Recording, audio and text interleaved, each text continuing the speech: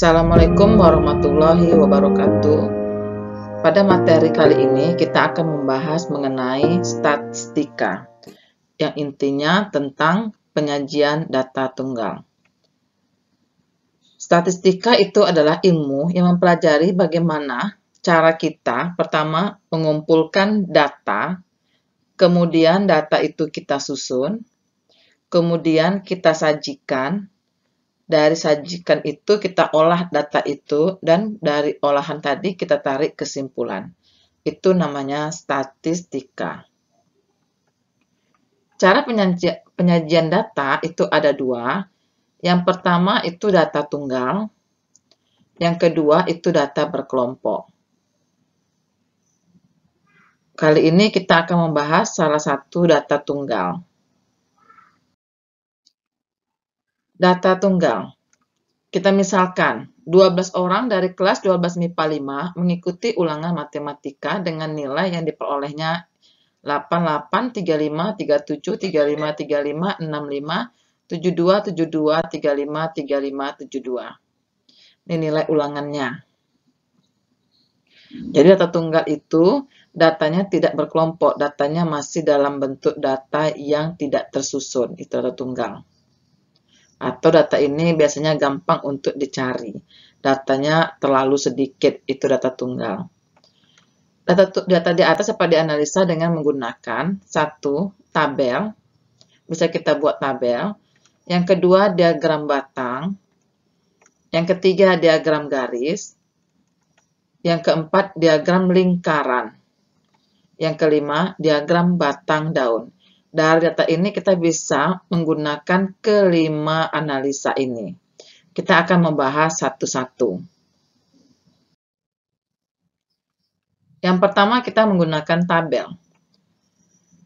Tabel itu cara penyajian data dengan menggambarkannya dalam bentuk tabel yang terdiri dari baris dan kolom. Jadi tabel terdiri dari baris dan kolom.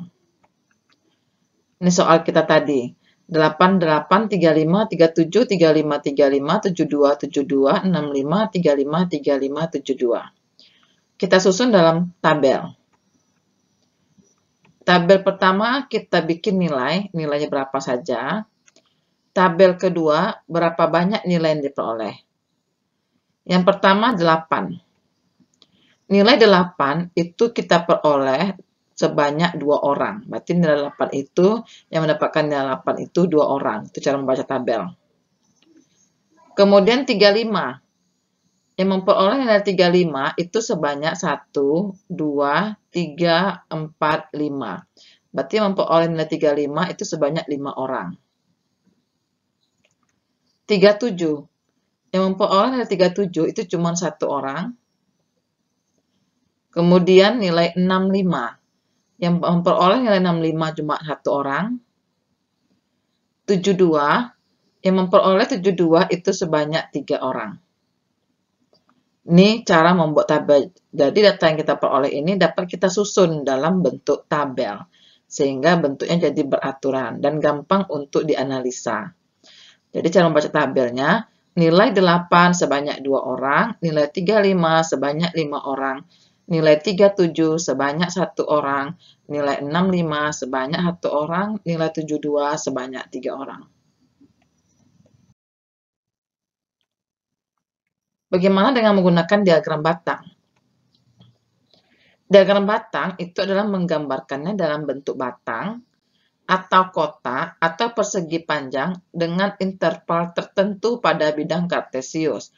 Jadi diagram batang itu bisa dilakukan atau bisa digunakan dengan menggunakan diagram kartesius. Ini data yang kita peroleh tadi. Bagaimana caranya kalau kita menggunakan diagram batang? Sebelah kanan ini adalah nilainya. Sebelah atas ini banyaknya. Bagaimana cara menggambar diagram batangnya? Nilai 8 itu sebanyak 2 orang. Berarti nilai 8 ini kita gambar sampai 2 orang. Berarti nilai 8 ini sebanyak 2 orang. Jadi diagram batangnya seperti ini. 35 itu sebanyak 5 orang. Berarti 35 itu sampai 5 orang. 37 itu 1 orang, maka diagram batangnya kita buat sampai 1 sumbu Y-nya. 65 juga 1 orang, kita buat diagram batangnya pada posisi Y sama dengan 1. Kemudian nilai 72 itu sebanyak 3 orang, berarti kita buat sampai 3, sampai nilai batas Y-nya 3. Inilah cara menggambar menggunakan diagram batang. Jadi data yang diperoleh ini dapat kita susun dalam bentuk diagram batang. Jadi cara membacanya, ini sumbu X adalah nilai, sumbu Y adalah banyaknya yang memperoleh nilai tersebut. Jadi kita membaca diagramnya, yang mendapatkan nilai 8 sebanyak 2 orang, yang mendapatkan nilai 35 sebanyak 5 orang, yang mendapatkan nilai 37 sebanyak 1 orang, yang mendapatkan nilai 65 sebanyak 1 orang, yang mendapatkan nilai 72 sebanyak 3 orang. Ini cara membaca diagram batang dan cara membuat diagram batang. Diagram garis.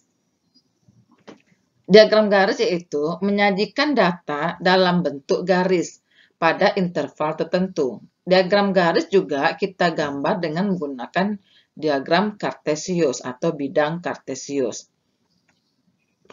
Ini data yang kita peroleh tadi. Cara membuatnya, nilai 8 itu sebanyak 2 orang. Nilai 8 sebanyak 2 orang, kita buat titik. Nilai 35 sebanyak 5 orang. Nilai 35 sebanyak 5 orang, kita buat titik. Nilai 37 sebanyak 1 orang. Nilai 37 sebanyak 1 orang, kita buat titik. Nilai 65 sebanyak 1 orang. Nilai 65 sebanyak 1 orang, kita buat titik. Nilai 72 sebanyak 3 orang. Nilai 72 sebanyak 3 orang, kita buat titiknya. Setelah kita buat titik, kita hubungkan masing-masing titik itu dalam bentuk garis. Maka titik 8 kita hubungkan ke titik 35, kita hubungkan ke titik 37, kita hubungkan ke titik 65, kita hubungkan ke titik 72. Inilah dikatakan dengan diagram garis. Jadi cara membuatnya, kita buat titik-titik dulu, baru kita hubungkan dalam bentuk garis. Ini diagram garis. Lingkaran. Diagram lingkaran itu menggambarkannya dalam bentuk lingkaran. Untuk menentukan sudutnya, banyaknya A, berarti banyaknya akan kita cari, misalnya 8, itu dibagi dengan keseluruhannya. Keseluruhannya ada 12, itu maksudnya. Jadi banyaknya A itu kita mau cari apa? Misalnya kita ingin mencari sudut angka 8.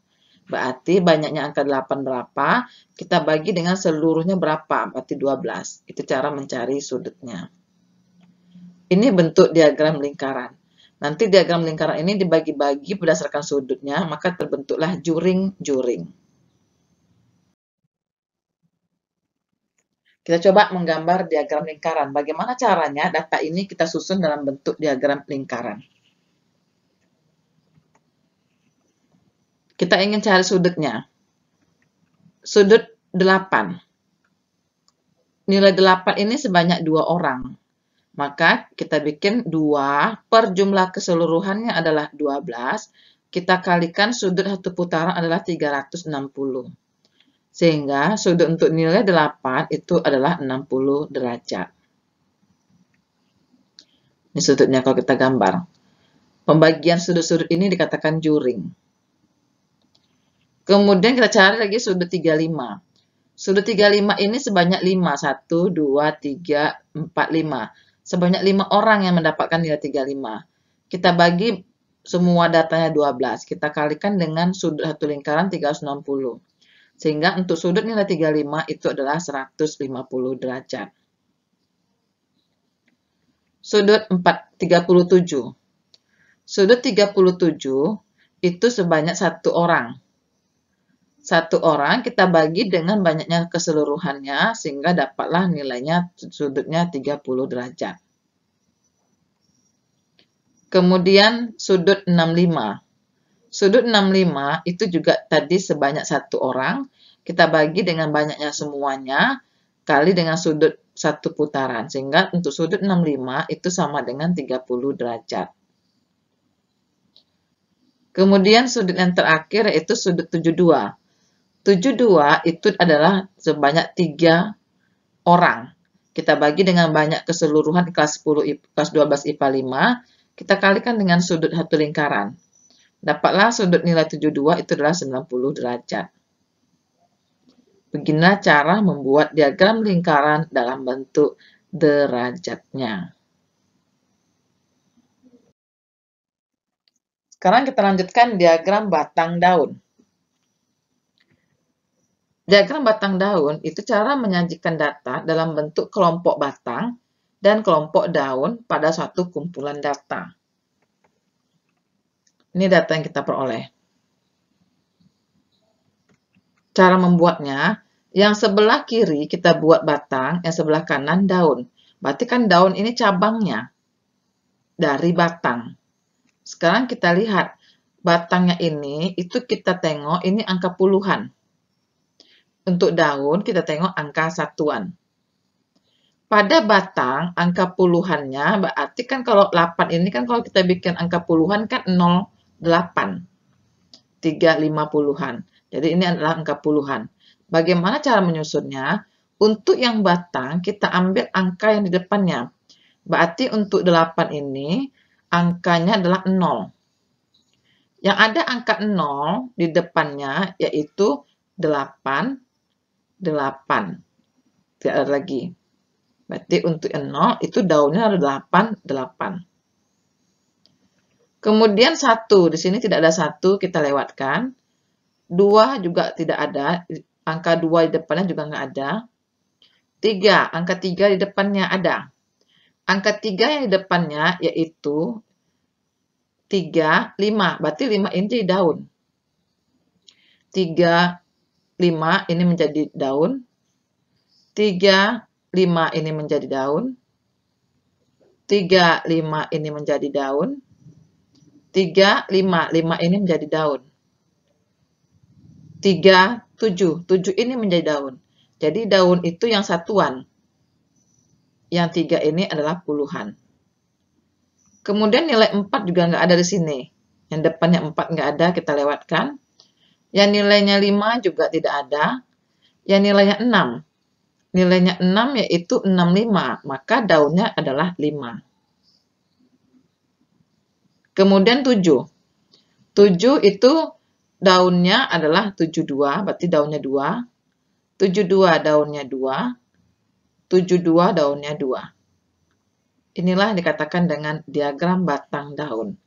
Jadi yang batang ini kita ambil yang angka puluhannya atau angka di depannya. Kemudian daun ini kita ambil angka satuannya. Kita coba bahas materi berikut ini. Kita akan coba membahas soal dalam bentuk diagram batang. Tabel di bawah ini menunjukkan jumlah siswa yang lulus perguruan tinggi negeri. Tentukan jumlah siswa yang lulus dari tahun 2017 sampai dengan 2020. Dari 2017 sampai dengan 2020.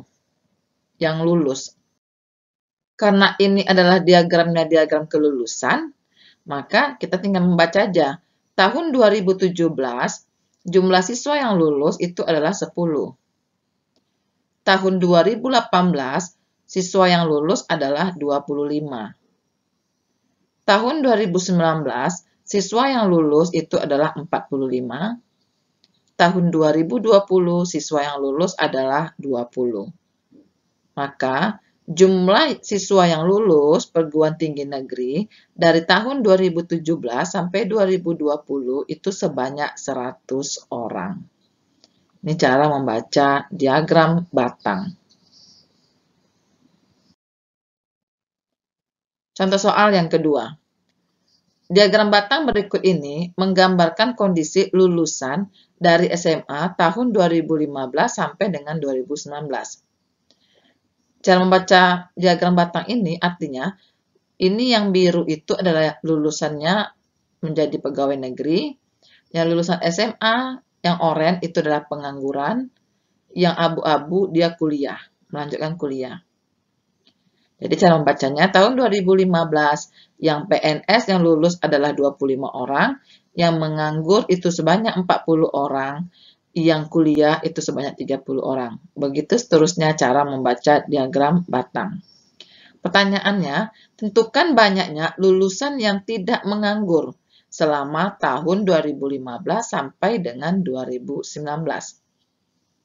Berarti kita mencari yang tidak menganggur. Berarti PNS dan kuliah. Jadi kita menghitungnya yang PNS sama kuliah saja. Yang menganggur jangan kita hitung. Kita lihat tabel tahun 2015. Yang mana yang PNS dan yang kuliah. Yang tidak menganggur berarti yang PNS itu sebanyak 25. Yang kuliah itu sebanyak 30. Kemudian tahun 2016. Yang PNS itu sebanyak 35 orang. Yang kuliah sebanyak 10 orang. Kemudian kita lihat lagi yang tahun 2017 itu yang PNS sebanyak 10 orang. Kemudian yang kuliah itu sebanyak 50 orang. Tahun 2018 yang PNS itu sebanyak 35. Kemudian yang kuliah itu sebanyak 25. Tahun 2019 yang PNS itu sebanyak 45 orang. Kemudian yang kuliah sebanyak 25 orang. Maka lulusan tidak menganggur mulai dari tahun 2015 sampai 2019 itu sebanyak 290 orang. Begitulah cara membaca diagram batang. Baiklah, kita lanjut contoh nomor 3.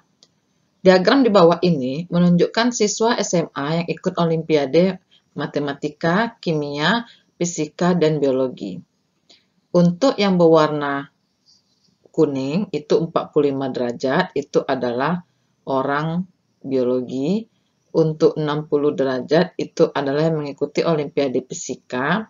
105 derajat itu yang mengikuti Olimpiade Kimia. Sekarang berapa derajat yang mengikuti Olimpiade Matematik? Pertanyaannya, jika jumlah murid 720 orang, maka banyak siswa yang mengikuti Olimpiade Matematik. Berarti langkah pertama, cari dulu berapa derajat untuk Olimpiade Matematik. Untuk Olimpiade Matematik, itu cara mencarinya, jumlah derajat keseluruhannya satu putaran adalah 360. Berarti 360 kita kurangi derajat yang ada, yaitu 360 kita kurangi dengan 45, kita kurangi dengan 60, kita kurangi dengan 105. Sehingga derajat siswa untuk pelajaran matematika itu adalah 150 derajat. Sehingga jumlah siswa yang mengikuti Olimpiade Matematika itu adalah derajat siswa matematika mengikuti Olimpiade Matematika itu adalah 150 derajat. Kita bagi dengan satu lingkarannya adalah 360 derajat. Kita kalikan dengan banyaknya siswa. Sehingga banyaknya siswa yang mengikuti Olimpiade Matematika itu adalah 300 orang. Kalau soalnya berapa orang yang mengikuti Olimpiade Fisika, berarti caranya 60 derajat, kita bagi keseluruhannya adalah 360 derajat, kita kalikan dengan siswanya. Kemudian kalau Olimpiade Kimia yaitu 105 derajat dibagi dengan 360 derajat, kita kalikan dengan banyak siswa. Begitu cara mencari banyaknya data apabila dalam bentuk derajat.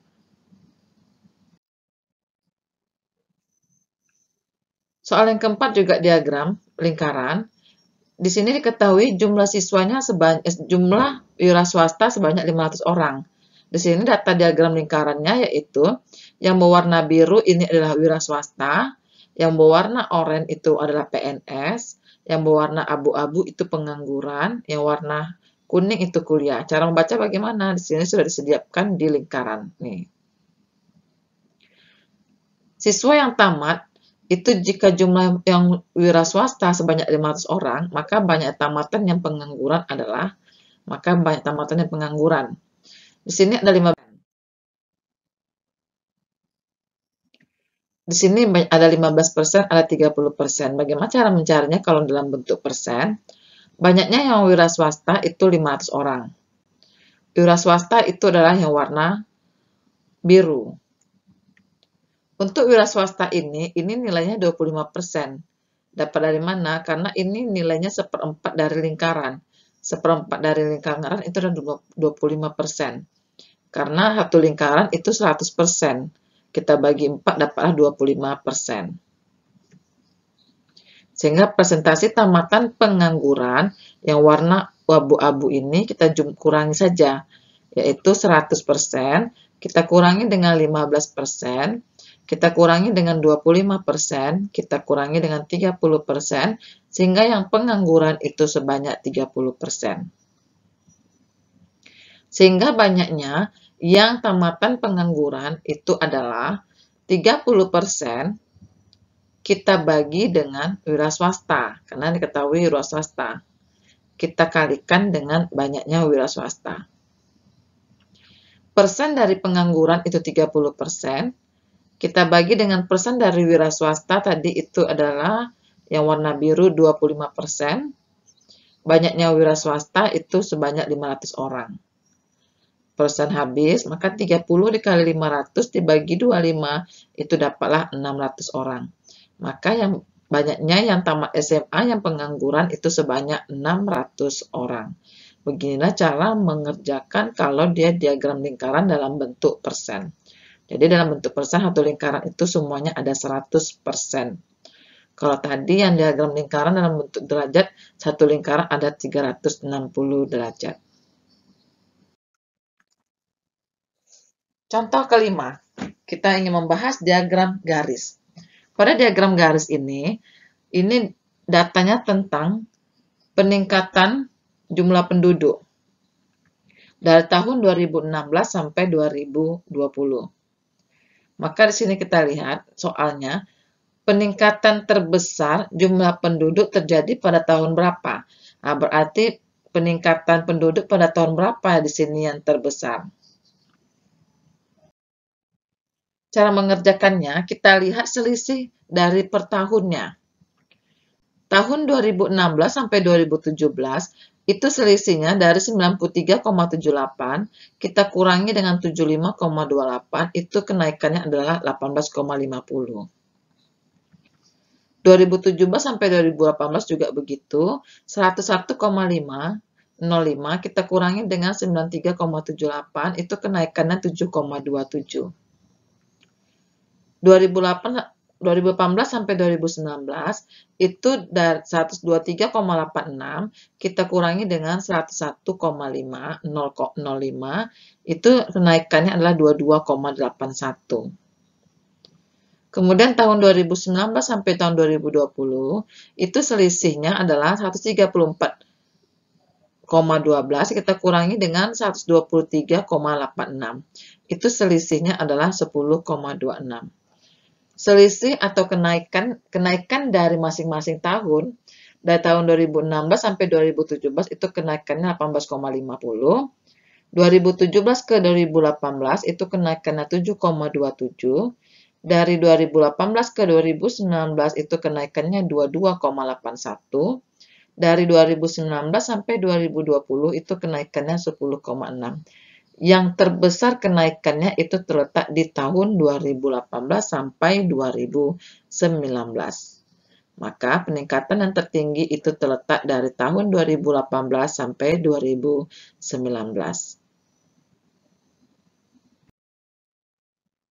Kita lihat contoh berikutnya. Citra menabung di bank dengan menargetkan seluruh tabungannya adalah 3 juta.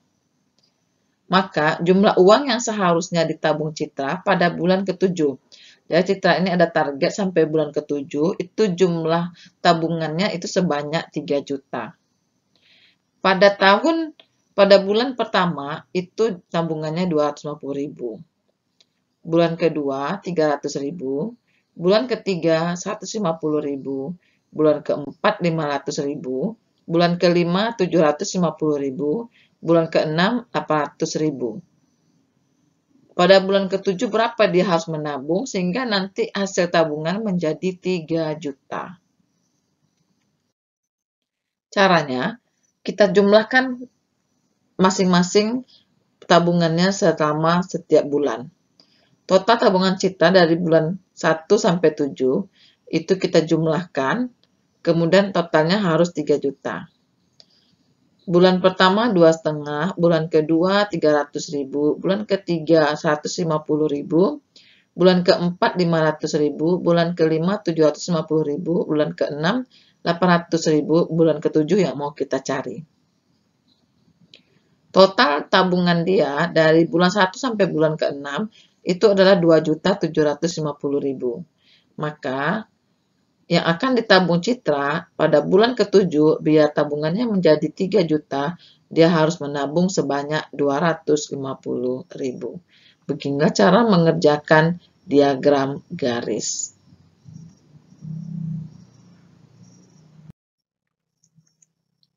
Contoh berikutnya, ini bagaimana cara mengerjakannya kalau dalam bentuk diagram batang daun. Soal kita, jumlah peserta yang mengikuti lomba Olimpiade Matematika tingkat provinsi pada diagram batang daun berikut ini adalah, berarti kita disuruh mencari jumlah peserta yang ikut. Yang 678 ini adalah batang. Yang kanan kiri ini adalah daun. Maka kita susun batang dan daunnya. Untuk 6, itu ada 61, 61, 62, 63, 64, 65, 66, 66, 66, 67. Untuk yang ke kanan, 60, yang untuk ke kiri putri ada 10.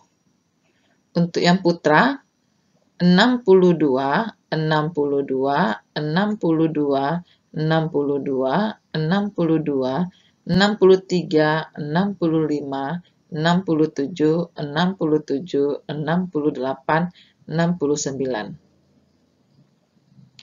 Ada sebanyak 11 putra. Jadi, untuk yang nilai 6, itu putranya ada 11 orang, yang bernilai 6 untuk putrinya ada 10 orang. Kemudian yang bernilai 7. Untuk yang putri 73 dapat nilai 74, 75, 76, 76, 77, 77, 77, 77, 78, 79, 79. Yang mendapat nilai 7 ke atas untuk putri itu sebanyak 12 orang. Untuk putra, 71, 71, 73, 74, 75, 76, 76, 76, 76, 77, 77, 77, 78, 79, 79. Maka banyaknya putra itu mendapat nilai 7 ke atas itu sebanyak 15 orang. Kemudian dapat nilai 8.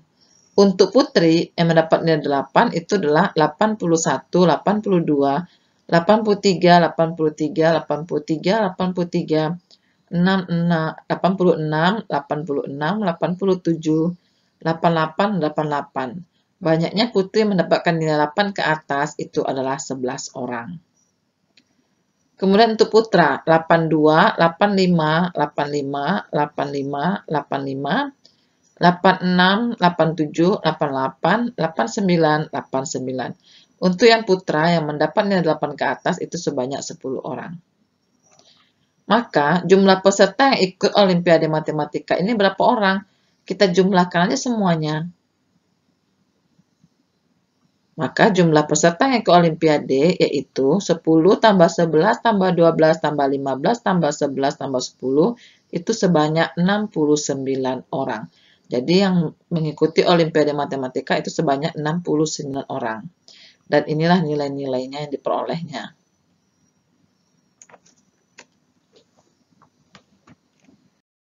Kita lanjutkan contoh yang ke-8. Sama masih dalam bentuk diagram batang dan daun. Ini batang, kanan kiri daun. Nilai terbanyak, berarti nilai terbanyak. Tadi kan jumlah peserta, sekarang soal kita nilai terbanyak yang diperoleh peserta tersebut untuk mengikuti tingkat Olimpiade Matematika tingkat provinsi pada diagram batang tahun ini adalah, jadi nilai yang paling banyak diperoleh.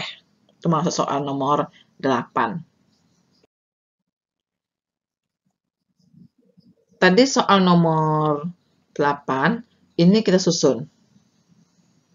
Sekarang kita hitung. Untuk nilai 6. Nilai 61 itu sebanyak 2. Nilai 62 itu sebanyak 2, 3, 4, 5, 6. Nilai 63 sebanyak 1, 2. Ada 2. Nilai 64 sebanyak 1. Nilai 65 sebanyak 1, 2, berarti 65 ada 2. Nilai 66 sebanyak 1, 2, 3, 66 ada 3. Nilai 67 sebanyak 67, 1, 67, 2, 67, 3. 67 ada 3 buah. Kemudian nilai 68 itu ada 1 buah. Dan mendapatkan nilai 69 itu ada 1 orang. Di sini yang paling banyak nilai yang didapatnya adalah nilai 62, yaitu sebanyak 6 orang. Ini kata kunci untuk yang nilai 6. Berarti nilai 6 yang paling banyak itu adalah 62 sebanyak 6 orang. Kita lihat lagi yang 7. Kita simpan dulu yang 62 ini. Yang 7. Nilai 73, 74, dan 7 seterusnya. Kita mulai dari yang terendah. Nilai 71, 1. 71, 2. Berarti 71 ada 2 orang. 72 tidak ada. 73, 1, 2. 73, 2 orang. 74, 1, 2. 74, 2 orang. 75, 1, 2. 2 orang. 76, 1, 2, 3, 4, 5. 76, 5 orang. 77, 1, 2, 3, 4, 5, 6, 7, 8. 77, 8 orang. 78, 1, 2. Ada 2 orang. 79, 1, 2, 3, 4. Ada 4 orang. Untuk yang nilai 7, itu yang paling tertinggi adalah 77. 77 sebanyak 8 orang. Dari 62 dengan 77 ini yang paling banyak yang berapa orang? Berarti menang 77. Maka nilai yang terbanyak itu adalah 77. Kita bandingkan lagi dengan yang 8. Jadi tanda tertinggi tadi adalah 77. Untuk yang 8, itu nilainya 81 sebanyak 1 orang, 82 sebanyak 2 orang, 83 sebanyak 4 orang, 85 sebanyak 4 orang, 86 sebanyak 3 orang, 87 sebanyak 2 orang, 88 sebanyak 3 orang, 89 sebanyak 2 orang. Untuk nilai 8, nilai yang terbanyak itu adalah di 83 dan 85, yaitu 4 orang. Tetapi masih kalah dengan nilai 77. 77 sebanyak 8 orang. Maka nilai yang terbanyak yang diperoleh dari peserta Olimpiade tadi itu adalah nilai 77. Karena mendapatkan 77 sebanyak 8 orang. Demikianlah penjelasan tentang penyajian data tunggal, tentang diagram batang, tabel, diagram garis, diagram lingkaran, dan diagram batang daun. Semoga dapat dipahami dengan baik. Saya akhiri video kali ini. Assalamualaikum warahmatullahi wabarakatuh.